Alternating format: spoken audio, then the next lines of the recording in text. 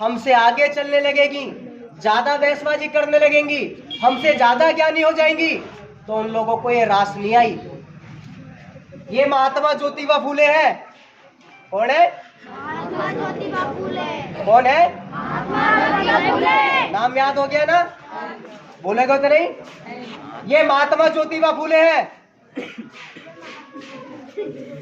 जब इन्हों को पढ़ने लिखने के लिए उन्हें अंदर ऊर्जा जगी कि मुझे पढ़ना है, क्योंकि महिलाओं के साथ साथ हम ओबीसी के अंदर आते हैं।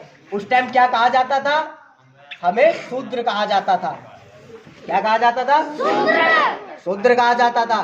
ठीक है, शूद्र को क्या था? पढ़ने लिखने का अधिकार नहीं था। और महिला किसी भी वर्ण की हो, सनातन धर्म के अंदर 4 वर्ण बताए, याद रख लेना, कोई नहीं बताएगा, बता के जा रहा हूं। ब्राह्मण, क्षत्रिय, वैश्य, शूद्र।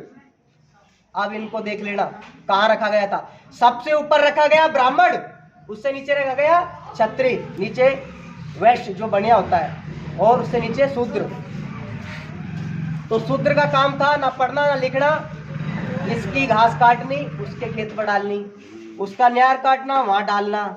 हमें शिक्षा से 3000 साल तक वंचित रखा है, और उसी का परिणाम है कि हमारे ओबीसी समाज के अंदर, SC ST समाज के अंदर शिक्षा बहुत कम है।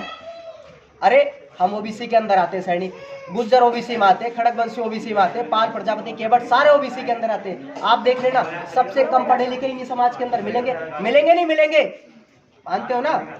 और 1848 के अंदर महात्मा ज्योतिबा फूले ने इस देश के अंदर लड़कियों के लिए पहला स्कूल खोला।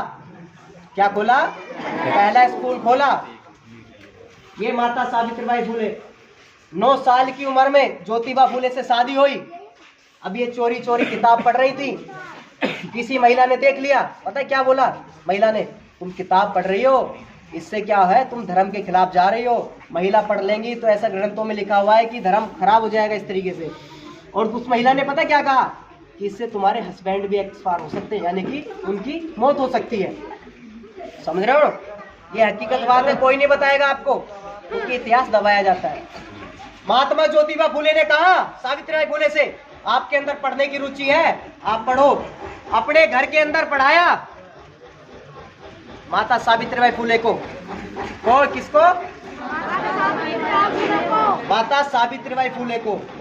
और जब पढ़ाया इन्होंने, जैसे हम स्कूल में आते हैं ना, आज यहाँ पे स्कूल ही है ना, हाँ, जैसे हम स्कूल में जाते हैं ना, तो जब माता सावित्रीबाई फूले पढ़कर स्कूल में लड़कियों को पढ़ाने के लिए जाती थी ना, तो कुछ मनुवादी लोग इनके ऊपर, अरे साउंड कम कर लेता हूँ, कौन है वो, इनके ऊपर कीचड़ पत्थर फेंकते थे और क्या कहते थे? ये लड़कियों को पढ़ा रही है, लड़कियों को बिगाड़ रही है। कितने लोग मानते कि लड़की पढ़ के बिगड़ जाती है?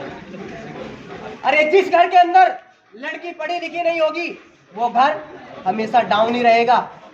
और जिस परिवार के अंदर लड़की पढ़कर चली जाएगी, वो परिवार अनपढ़ होगा ना, उसके जाने के बाद में वो पूरा परिवार शिक्षित हो जाता है। माता सावित्रीबाई फूले ने 1848 के अंदर लड़कियों के लिए पहला स्कूल खोला। अब सुन लो, कमाल की बात अभी है। ये किसके समाज से आते हैं? किसके समाज से आते हैं? अरे इतना बड़ा इतिहास दबा कर रखा महात्मा ज्योतिबा फूले, जिसने भारत देश के अंदर लड़कियों के लिए पहला स्कूल खोला, वो आपके समाज से आते हैं। आज से पहले किस किस को पता था? बताना बच्चों, एक बार हाथ खड़ा करके। नहीं बताया ना स्कूल में? नहीं बताएंगे। नहीं बताया ना किसी नेता ने? नहीं बताएंगे, क्योंकि वो चाहते तुम शिक्षा से वंचित रहो और उनकी रैलियों में खाली झंडे उठाते रहो, हु करते रहो खाली, और उनको मजा आता रहता है। और तुम करते रहते हो यार, कमाल की बात है। और सबसे दुर्भाग्य की बात यह है कि हमारे बड़े बुजुर्ग, किसी ने